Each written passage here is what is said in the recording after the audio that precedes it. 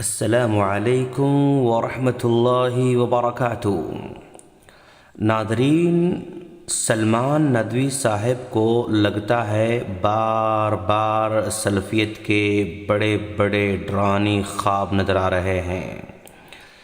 راتوں میں ڈرانی خواب دیکھتے ہیں اور صبح سویرے سلفیت پر اپنا سارا غصہ اتارتے ہوئے کوئی الٹا سیدھا بیان جاری کر دیتے ہیں۔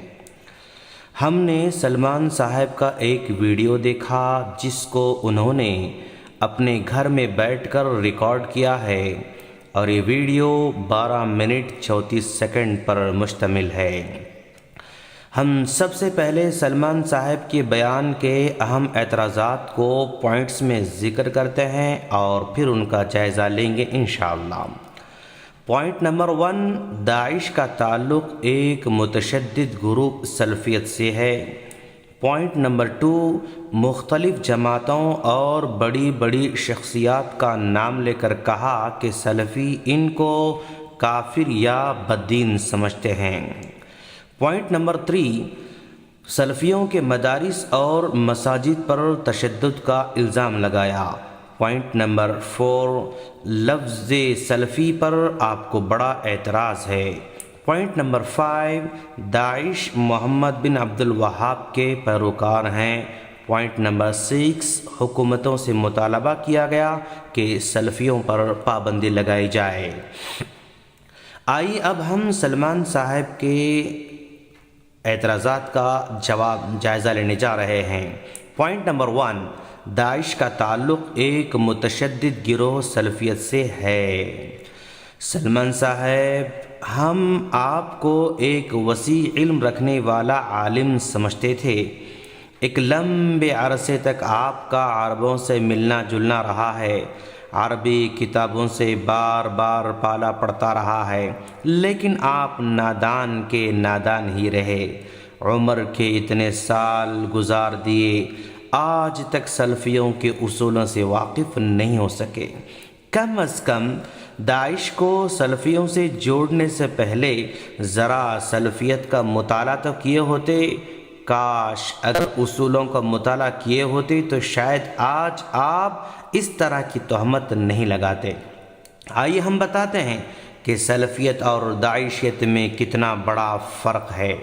پوائنٹ نمبر 1، سلفی حضرات ناحق قتل غارت گری کو فساد اور دہشت گردی سے تعبیر کرتے ہیں اور اسے شرعی جہاد نہیں سمجھتے ہیں، جبکہ داعشی اس قتل غارت گری کو عین جہاد قرار دیتے ہیں اور اسے عین ثواب سمجھ کر انجام دیتے ہیں۔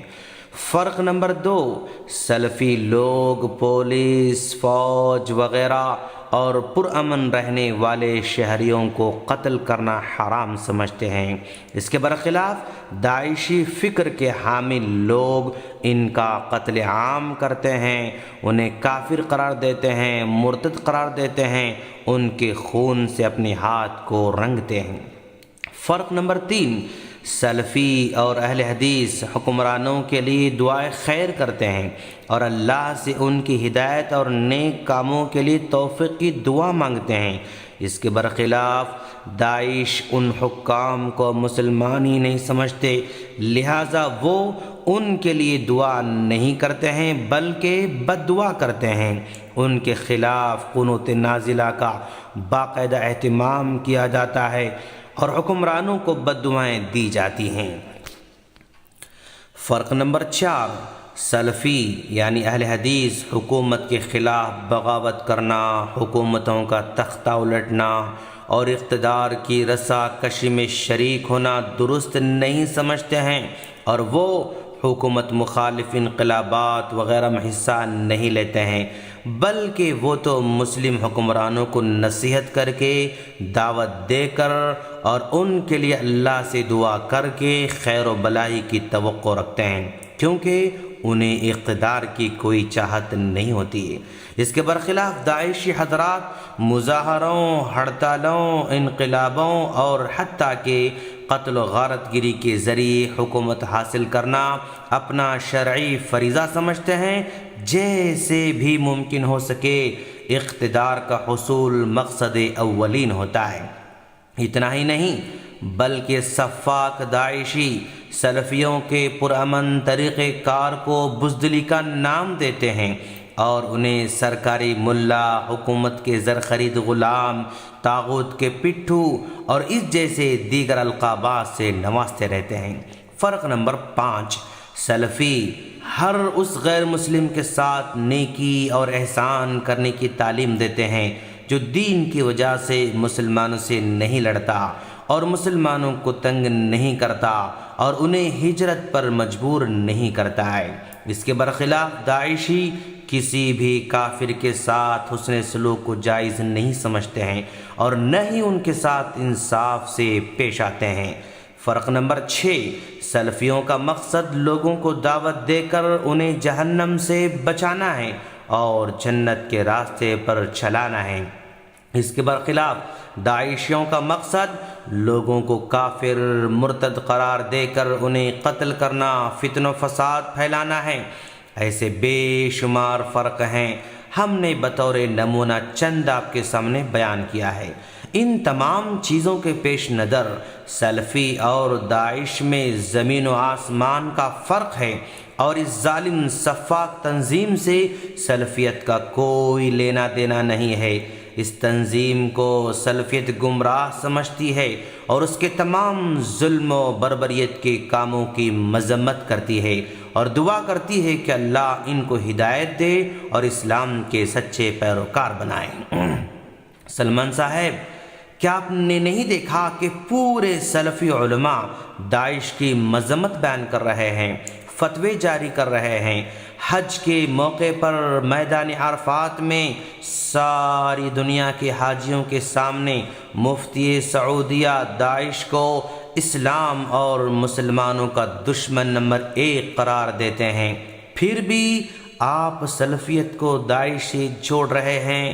یا تو یہ آپ کی نادانی ہے یا پھر آپ کی اندھی دشمنی ہے۔ سلمان صاحب، آپ سلفیوں کی دشمنی میں باولے نظر آ رہے ہیں، اللہ کے اس حکم کی صریح خلاف ورزی کر رہے ہیں۔ اللہ تبارک و تعالیٰ کا فرمان ہے وَلَا يَجْرِمَنَّكُمْ شَنْآنُ قَوْمٍ عَلَىٰ أَلَّا تَعْدِلُوا اعدلوا هو اقرب للتقوى واتقوا اللہ ان اللہ خبیر بما تعملون، کہ کسی گروہ یا جماعت کی دشمنی تم کو اس بات پر آمادہ نہ کرے کہ تم انصاف کا دامن ہاتھ سے چھوڑ دو۔ تم انصاف کرو، یہی تقوی کے قریب ہے، اور اللہ سے ڈرتے رہو، بے شک اللہ تم جو کچھ کرتے ہو خبر رکھنے والا ہے۔ سلمان صاحب، کہیں اس وعید کے شکار ہو جائیں تو تباہ ہو جائیں گے۔ سلمان صاحب، پوائنٹ نمبر 2 کی طرف ہم آ رہے ہیں۔ سلمان صاحب نے مختلف جماعتوں اور بڑی بڑی شخصیات کا نام لے کر کہا کہ سلفی ان کو یا تو کافر سمجھتے ہیں یا بددین کہتے ہیں اور ان کو برا بھلا کہتے ہیں۔ سلمان صاحب، یہ آپ کی عام مسلمانوں کے جذبات کو ابھار کر ان کی ہمدردی حاصل کرنے کی مکارانہ چال ہے۔ آپ نے اس بات کو ایسا پیش کیا گویا کہ سلفی حضرات ان جماعتوں کو اور بڑی بڑی شخصیات کو گلی گلی ڈگر ڈگر کافر بددین کہتے ہوئے پھرتے ہیں اور سڑکوں پر ان کی توہین کرتے ہوئے پھرتے ہیں۔ اس انداز سے آپ نے پیش کیا۔ سلمان صاحب، آپ نے جن جماعتوں کا اور جن شخصیات کا نام لیا ہے ان کے بارے میں سلفیوں نے کچھ بھی لکھا ہے تو دلائل کی روشنی میں ان کے عقائد کی اصلاح کی گئی ہے۔ جن جماعتوں اور شخصیات کا آپ نے نام لیا ہے، کیا آپ ثابت کر سکتے ہیں کہ سلفیوں کے فلاں کتاب میں ان کو کافر قرار دیا گیا ہے؟ ایسا کبھی آپ نہیں کر سکتے۔ صرف عوام کے جذبات کو اپنی طرف مائل کرنے کے لیے بے بنیاد دعویٰ کر بیٹھے۔ جذبات کو مزید برانگیختہ کرنے کے لیے مولانا ابو الحسن علی میاں کا حوالہ دیتے ہوئے کہا کہ ان کے خلاف ایک سلفی عالم نے 800 صفحات پر کتاب لکھ دی۔ ایسا تاثر دیا کہ ساری دنیا جن کو پارسا مانتی ہے، ولی اللہ مانتی ہے، ان سلفیوں نے ان کی برسر عام توہین کر دی۔ سلمان صاحب، جس کتاب کا حوالہ آپ نے دیا ہے نا، صلاح الدین مقبول صاحب نے علی میاں کے متعلق کتاب لکھی تو ان کی توہین نہیں کی، بلکہ ان کی علمی خیانتوں کی طرف اشارہ کیا اور ان کی شان میں کسی قسم کی گستاخی نہیں کی، ان کے مقام اور مرتبے کا پورا لحاظ رکھا، اور کتاب کے ٹائٹل پر ابو الحسن علی میاں کے نام کے ساتھ استاذ کا لفظ بڑھایا اور ان کے رتبے کا پورا لحاظ رکھا۔ اگر اس کتاب میں ناجائز الزامات لگائے گئے ہیں، ان کی توہین کی گئی ہے، تو ذرا اس کا جواب تو دے کر بتائیں۔ آپ کو اپنی عربی دانی پر بڑا غرہ ہے، ذرا دم ہو تو اپنے پورے آل کو لے کر دلائل کے ساتھ کتاب کا رد کر کے بتائیں۔ اور اپنے بیان کے آخر میں آپ ہی نے کہا نا کہ دلائل کا جواب دلائل سے، حوالوں کا جواب حوالے سے، علمی اعتراض کا جواب علمی ہو۔ اپنے اس اصول پر عمل کرتے ہوئے جن جن پر اعتراضات کیے گئے ہیں ان کا ذرا علمی جواب دے کر بتائیں، لیکن ان تمام کا علمی جواب دینا آپ کے بس کی بات نہیں ہے۔ پوائنٹ نمبر 3، سلمان صاحب، آپ نے سلفیوں کے مدارس اور مساجد پر مسلکی تشدد کا الزام لگایا ہے، جگہ جگہ مسلکی تشدد کا الزام لگایا، لیکن ماضی اور حال کی تاریخ کا منصفانہ مطالعہ اس بات پر گواہ ہے کہ آپ کا یہ الزام مکمل غلط ہے۔ تعجب ہے، سلمان صاحب کے مسلک والے آمین کہنے، رفع الیدین کرنے پر مارتے ہیں، کبھی کبھی تو مار ہی ڈالتے ہیں، مسجدوں سے نکال دیتے ہیں، سلفیوں کو مساجد میں داخلے پر پابندی خود لگاتے ہیں، اور مسلکی تشدد کا الزام سلفیوں پر۔ سلمان صاحب چوری پھر سینہ زوری نظر آ رہی ہے۔ سلمان صاحب، کیا آپ کوئی ایک مثال دے سکتے ہیں جہاں آمین نہ کہنے، رفع الیدین نہ کرنے اور زیر ناف ہاتھ باندھنے پر کسی کو سلفی مسجد سے نکالا گیا ہو؟ واللہ ہرگز نہیں بتا سکتے۔ پورے ہندوستان کیا پورے عالم اسلام کے کسی بھی سلفی مسجد میں کسی غیر مسلک والوں پر کوئی پابندی نہیں ہے، بلکہ یہ تو ان کو دعوت دیتے ہیں، بلاتے ہیں تاکہ ان کی اصلاح ہو سکے۔ کیا اتنی بڑی رواداری آپ کے مسلک والے کر سکتے ہیں؟ ہرگز نہیں ہو سکتا ہے۔ اور آپ کو شکایت ہے نا کہ الگ مسجد کیوں بناتے ہیں؟ جب آپ لوگ سنت کے مطابق نماز پڑھنے سے روکتے ہو تو الگ مساجد تعمیر کرنی پڑتی ہے، لیکن اس میں بھی آپ لوگ رکاوٹیں کھڑے کرتے ہیں، مساجد کی تعمیر سے روکتے ہیں، پروگراموں سے روکتے ہیں، جلسوں سے روکتے ہیں، بنی ہوئی مساجد کو شہید کرتے ہیں، پھر الزام تشدد کا سلفیوں پر لگاتے ہیں۔ شرم آنا چاہیے آپ کو سلمان صاحب۔ کیا آپ بتا سکتے ہیں کہ ہندوستان میں سلفیوں نے کسی دوسرے مسلک کی مسجد کو ڈھایا ہو، شہید کیا ہو، یا دوسرے مسالک کی مسجد کی تعمیر میں رکاوٹ پیدا کی ہو؟ بالکل بتا نہیں سکتے ہیں، لیکن آؤ ہم بتائیں گے کہ آپ کے مسلک والوں نے کتنے مساجد کو ڈھا دیا، کتنے مساجد کی تعمیر میں رکاوٹ پیدا کی، کتنے جلسوں سے روکا، کتنے مساجد سے باہر نکالا۔ یہ مسلکی تشدد صرف مساجد تک ہی محدود نہیں ہے، بلکہ آپ کے مدارس میں بھی ہے۔ مناظروں کی جنگیں آپ لوگ چھیڑتے ہیں، مناظروں کے چیلنجز آپ کے مسلک والے کرتے ہیں، مناظروں کی تربیت کے لیے الگ سے شعبے آپ لوگوں نے قائم کر رکھے ہیں، الزام سلفیوں پر لگاتے ہو۔ سلمان صاحب، یہ بہت بڑا الزام ہے، بہتان ہے۔ پوائنٹ نمبر 4، سلمان صاحب کو لفظ سلفی پر بڑا اعتراض ہے۔ بڑے ہی معصومانہ انداز میں پوچھا ہے انہوں نے کہ یہ لفظ کہاں سے لیا، یہ بدعت کہاں سے شروع کی؟ واہ سلمان صاحب، آپ کو آج تک نہیں معلوم ہو سکا کہ سلف کے ماننے والوں کو یعنی صحابہ کرام، تابعین عظام، تبع تابعین کے راستے پر چلنے والوں کو سلفی کہا جاتا ہے؟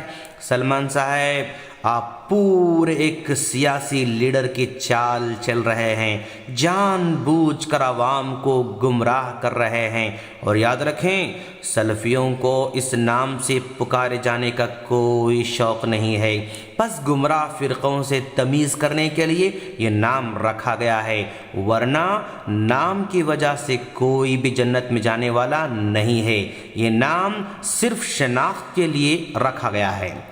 پوائنٹ نمبر 5، سلمان صاحب نے کہا کہ داعش محمد بن عبد الوہاب کے پیروکار ہیں اور ان کے لٹریچر محمد بن عبد الوہاب کا لٹریچر ہے۔ سلمان صاحب کو ہم یہ چیلنج کر رہے ہیں کہ محمد بن عبد الوہاب کی جتنی کتابیں ہیں ان میں سے ایک سے بھی ثابت کر کے بتائیں کہ انہوں نے تشدد کی تعلیم دی ہو، یا داعش جو کچھ خون خرابہ کر رہی ہے اس طرح کی تعلیم امام صاحب نے دی ہو۔ قیامت تک آپ ثابت نہیں کر سکتے ہیں، یہ صرف آپ کی اندھی دشمنی ہے جس کی وجہ سے الزام لگا رہے ہیں۔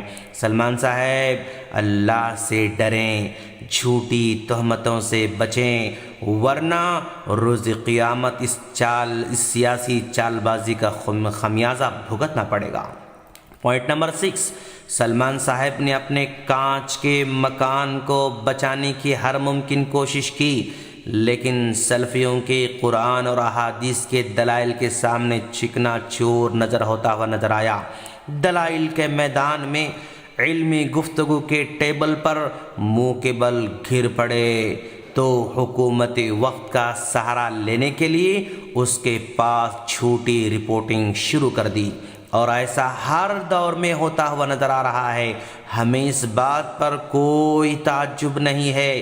امام بخاری کو روکنے کے لیے مخالفین نے حکومت کے پاس غلط رپورٹنگ کی، ابن تیمیہ کو روکنے کے لیے، امام احمد بن حنبل کو روکنے کے لیے، امام مالک کو روکنے کے لیے مخالفین نے ہمیشہ حکومت کے پاس غلط رپورٹنگ کی، قید خانوں میں بھر دیے گئے، لیکن حق ہوتا ہے، اس کو جتنا دباؤ گی اتنا ابھر کر آتا ہے۔ سلمان صاحب، آپ جھوٹے الزامات لگا کر صرف جان اور مال لے سکتے ہو، ایمان نہیں لے سکتے ہو، اور رہی سلفیت تو اسے قیامت تک باقی رہنا ہے۔ سلفیت یعنی اصلی اسلام۔ ہاں، یہ ضرور ہوگا کہ آپ جن طاقتوں کے اعلی کار بن رہے ہیں وہ اور مضبوط طریقے سے اسلام سے دہشت گردی کا تعلق جوڑنے میں کامیاب رہیں گی۔ آپ سلفیوں پر الزام لگائیں گے اور سلفی آپ کے کرتوتوں کو ثابت کریں گے، اس طرح آپس میں ایک دوسرے کو دہشت گرد کہنے کا سلسلہ جاری رہے گا، جو دشمنان اسلام کے لیے پائیدار دلیل بنتی جائے گی۔ سلفیوں کو مٹانے کی چکر میں آپ بھی محفوظ نہیں رہیں گے، اور اس بھیانک کھیل کا آغاز آپ کر رہے ہیں۔ تاریخ آپ کو مصلحین میں نہیں مفسدین میں درج کرے گی۔ سلمان صاحب، اللہ نے آپ کو اچھی زبان دے رکھی ہے، اچھا انداز دے رکھا ہے، اثر و رسوخات دے رکھے ہیں، برائے کرم ان کا غلط استعمال ہرگز نہ کریں، اصلاح کو جاری رکھیں، نصیحت کرتے رہیں، دل میں خیر خواہی کا جذبہ ہمیشہ زندہ رکھیں۔ ممکن ہے آپ کو تکلیف ہوئی ہوگی، لیکن نبی کے طائف کے سفر کو بھی یاد رکھیں جس میں فرشتہ پوچھتا ہے، اگر آپ حکم دیں ان طائف والوں کو 2 پہاڑوں کے درمیان پیس کے رکھ دوں، تب میرے اور آپ کے آقا نے یہی کہا تھا، اگر یہ ایمان نہیں لاتے ہیں تو ان کی نسل ایمان لائے گی۔ سلمان صاحب، سیرت کے یہ پہلو ایک داعی، ایک مصلح کی زندگی میں عملی طور پر نظر آنا چاہیے۔ ہم دعا کرتے ہیں کہ اللہ ہم سب کو دین اسلام کو سمجھنے، آپسی عداوتیں، بغض، کینہ، کپٹ کو نکال کر اصلاحی پہلو کو جاری رکھنے کی توفیق عطا فرمائیں، ایک دوسرے کے گریبان کو پکڑنے کے بجائے اپنے اپنے گریبانوں میں جھانکنے کی توفیق عطا فرمائیں، آمین۔ السلام علیکم ورحمۃ اللہ وبرکاتہ۔